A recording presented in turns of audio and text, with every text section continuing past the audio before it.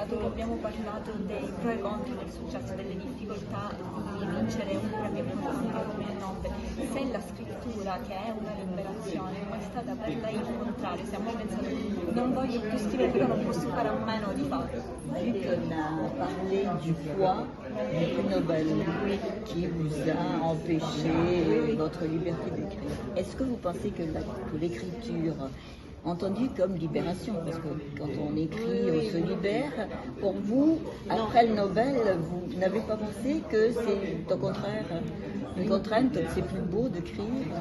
Alors non, le Nobel est une contrainte matérielle, mais dont je peux tout à fait, je peux tout de même me libérer. C'est pas quelque chose, c'est pas une contrainte comme par exemple le manque d'argent, être enfermé dans un mariage dont on ne veut pas. Tout cela, ce sont des contraintes dont on ne peut pas se libérer facilement, même quelquefois pas du tout. Et donc, le Nobel, c'est une contrainte, mais je veux dire, qui apporte par ailleurs énormément de connaissances de mon travail, donc c'est très ambivalent, on pourrait en parler pendant je ne sais combien de temps. Je pense, si vous voulez, l'écriture, au fond, écrire, ça n'est pas une liberté, je suis obligée d'écrire. Je suis obligée, c'est pour ça que je souffre de ne pas écrire, c'est qu'il y a une obligation intérieure. J'ai reçu, je dirais, comme un mandat, voilà. Ça y est, vous comprenez un peu.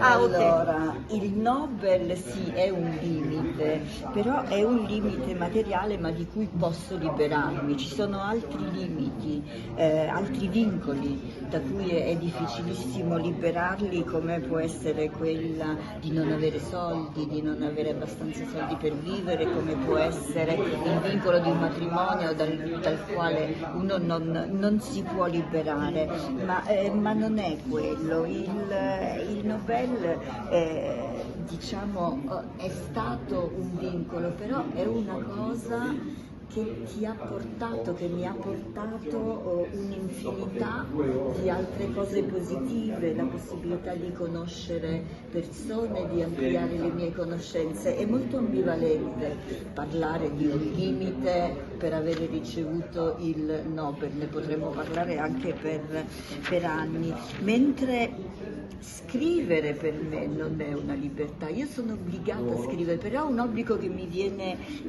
da dentro. Io ho ricevuto questo mandato da cui non mi posso liberare. Questo. L'ultima domanda, come può un'esperienza che è sempre individuale, particolare, nel momento in cui viene espressa artisticamente, raggiungere questa assurda universalità, parlare a tutti? Une expérience très individuelle, très personnelle, une fois qu'on l'a transmise dans l'écriture, comment peut cette expérience devenir universelle, parler à tout le monde, appartenir à tout le monde? En fait, c'est la façon dont on écrit cette expérience. C'est l'écriture qui est tout. Si l'écriture est auto-centrée, si elle fait la part la plus importante au sentiment, à l'expression de soi, ça n'est pas universel. Il faut écrire comme si c'était quelqu'un d'autre à qui les choses arrivent. Quelqu'un d'autre à qui, oui, les choses arrivent. Et donc, écrire soi comme un autre, comme une autre. C'est le titre d'un philosophe qui s'appelle Paul Ricoeur. E voilà, conoscete? È il modo in cui si scrivono queste esperienze che poi, grazie a questo modo, poi diventano universali. È una scrittura autocentrata, però è una scrittura che deve considerare la parte più importante del sentire, che sono i sentimenti, e questo poi fa diventare la scrittura universale, scrivere pensando come se si uscisse dal proprio mondo per pensare invece a chi questa scrittura deve arrivare.